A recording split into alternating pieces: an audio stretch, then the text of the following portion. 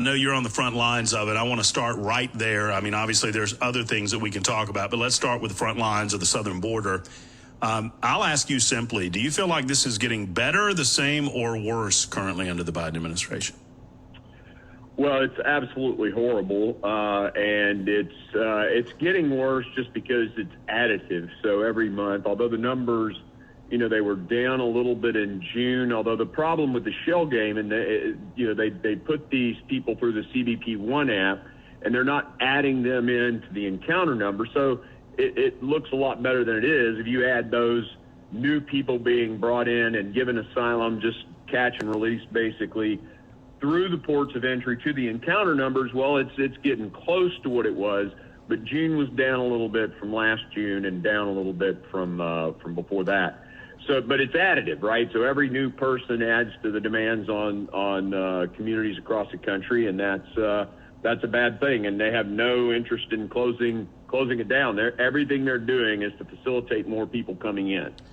I'm amazed at the willingness on the part of the mainstream media to ignore the real problems that are happening in major sanctuary cities now that they're feeling some of the brunt of this. I think our border governors have gotten wise to the way that they need to draw attention to this, and the mainstream media just seems steadfast in not reporting it. You see it in New York City. You see it in other major metropolitan areas where they're feeling such a strain. And it's funny, they're now repeating the same type of language that our southern border states have been talking about for the last 10 years, Mark.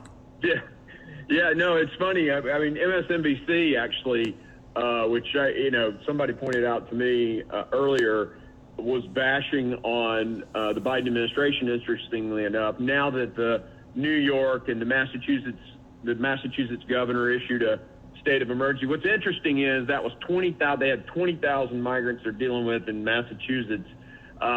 That's 10 days on the Arizona border. So these people are screaming. I mean, Adams, the mayor in New York, he's talking about 200 a day, overwhelming a city of 11 million. How about El Paso, Texas, where 850 are coming in a day? And, oh, by the way, that's a city of less than 200,000 people. I'm at the point now where, we want to say, we were out there saying every state's a border state, and look, we're taking a hit in Tennessee too, but it's almost offensive. You got to feel bad for Texas and Arizona saying all states are a border state, because it's still not even close. I mean, it's like a drop in the swimming pool to what's happening to Texas and Arizona. They're getting hammered. And these Democrats start screaming about their 200 a day, and oh my gosh, and yeah, okay, good. Welcome to the party, but man, we're talking 7 million people. And this is insane. It is, and I know how loath the court system, the judicial branch, has been to get into what is ultimately a disagreement between the Congress of the United States and the executive branch, because clearly Biden is not doing his job as set out by the law regarding immigration.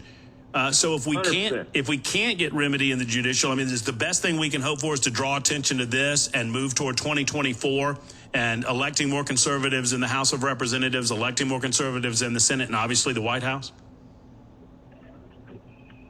I mean, can we do any more? Blinked out there. No. Is there any more that we can do outside of drawing attention to it? Well, we passed a wonderful bill, Matt. I mean, that border security bill that we put out there, it will fix all of this. It is fantastic if the Senate, if we can get people educated and get more of these, like there was a TV hit from some guys in Chicago because the social services are getting moved over for a lot of people up there, and they're starting to fight. If we raise enough of a voice, we can get America's gone and some stuff changed. I'll give you an excellent example: the archery programs and the gun education programs in Tennessee. As soon as I heard about that, my team had a bill like within a day, and we dropped that bill. We started educating people. We started, and I will tell you, it swept the country. Biden yesterday announced they're going to bring those back. So, and that they made a mistake. So if we get loud enough, maybe, just maybe, we can move this thing. And so, yeah, get loud, force them to pass the bill in the Senate that we passed in the House. That's what we got to do. You bring up this. Mayorkas. You bring, well, no doubt on the Mayorkas front, and I would love to ask you about are we closer to seeing an impeachment of Mayorkas or Joe Biden? I think Biden, all the attention. I mean, I'm still pressing forward with my 5 phases to help educate. You know, when we're done, we're going to release a packet on all the failures and and what I think are some laws broken. But obviously, all the attention now is on the Biden crime syndicate, and it's got everybody's attention. You know, even in the we did a Republican presentation, myself, Comer, and Judiciary about the 3 investigations we're doing. Jordan into DOJ, Comer into the Biden family syndicate, crime syndicate, and then me on Mayorkas. All the questions were about Biden and the crime syndicate. Every Republican member of Congress, that's what everybody's focused on. So, and it's pretty revealing. I mean, some of the new testimony.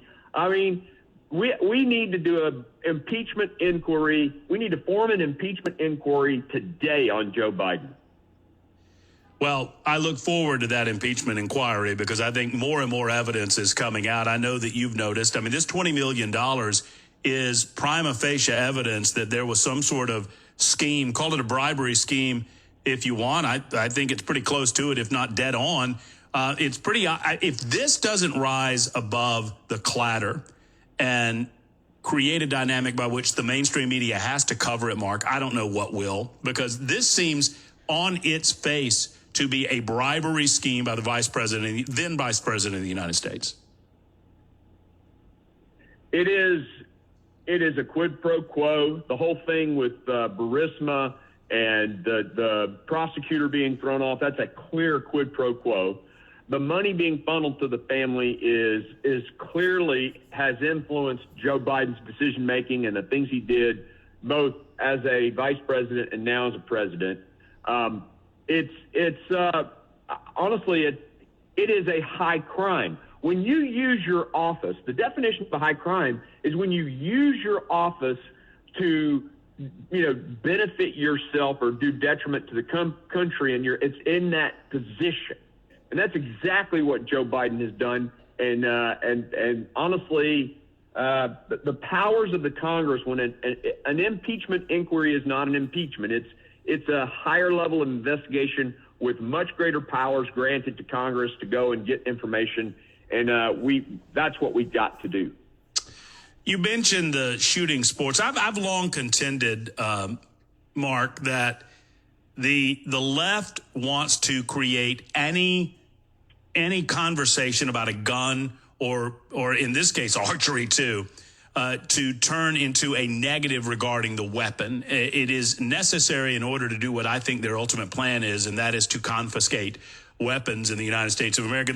They made an attempt. Talk to me about what exactly they were trying to do. And I know you fought back against this. They wanted to eliminate funding from schools that were involved in extracurricular activities like shooting sports. Yeah, it's just like it is this centralization of power in Washington, this end around the federalism. They tax the money up to Washington, and then they dribble it back to the states, whether it's Title $10.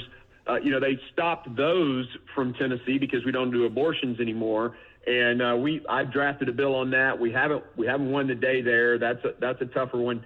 On archery and hunting safety courses that are taught in schools, they basically pulled education Title IX funding from that.